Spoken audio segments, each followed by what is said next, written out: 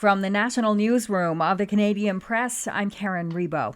Canada is pulling its diplomats' kids out of Israel as fears of a broader war in the region build. Canadian embassy staff are expected to remain in Israel, but Global Affairs Canada says it's approved the temporary relocation of diplomats' children and their guardians to a safe third country.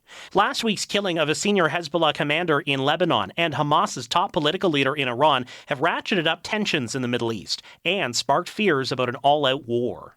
Jason White, The Canadian Press. Organizers of 3 Taylor Swift concerts this week in Vienna called them off yesterday after officials announced arrests over an apparent plot to launch an attack on a large-scale event in the area.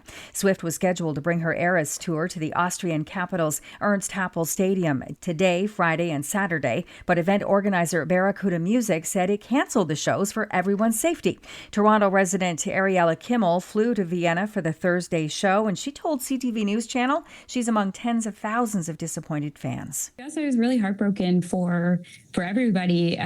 This was anyone coming to Vienna or anyone in Vienna for this concert was coming with a complete love for Taylor. And it is devastating to know that this got canceled and the reason why.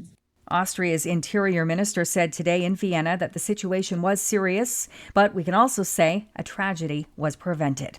It'll be a different Thursday than planned for the man who was about to start a new job as Chief Commissioner of the Canadian Human Rights Commission.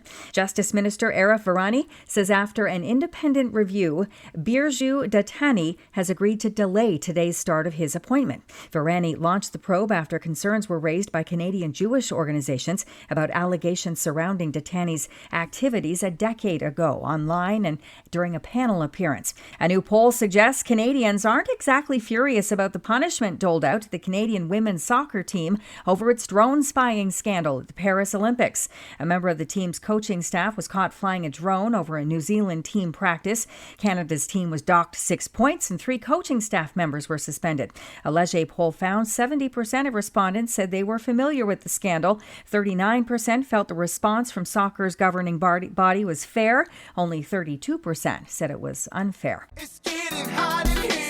The lawyer for American rapper Nelly says his client's arrest on drug charges was the result of an improper search by an overzealous police officer.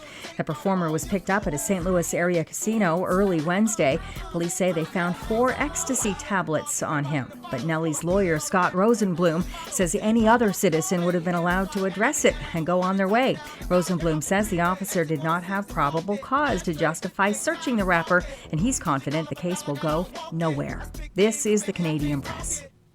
In sports, the Toronto Blue Jays bullpen lost another lead Wednesday night as Toronto fell 7-3 to the Baltimore Orioles at Rogers Centre. The loss came just hours after team president and CEO Mark Shapiro called the Jays relievers the squad's Achilles heel. Both Ryan Burr and Ryan Yarbrough gave up home runs late in the game. Day 12 of the Paris Olympics proved to be another medal day for Canada. Delaware-Ontario pole vaulter Alicia Newman won Canada's 9th bronze medal. Back at home, Leylah Fernandez will have a busy day at the National Bank Open Tennis Tournament in Toronto. Fernandez will take on American qualifier Ashlyn Kruger in round 2 of singles play, while also competing in doubles action alongside her sister Bianca. The men's singles draw at the NBO in Montreal is now bereft of Canadians after Felix Auger-Aliassime, Vasek Pospisil, and Denis Shapovalov all fell in first-round action yesterday. From the Canadian Press, I'm Karen Rebo. Thanks for listening. Don't forget to follow and subscribe. For more of today's top stories, visit thecanadianpressnews.ca.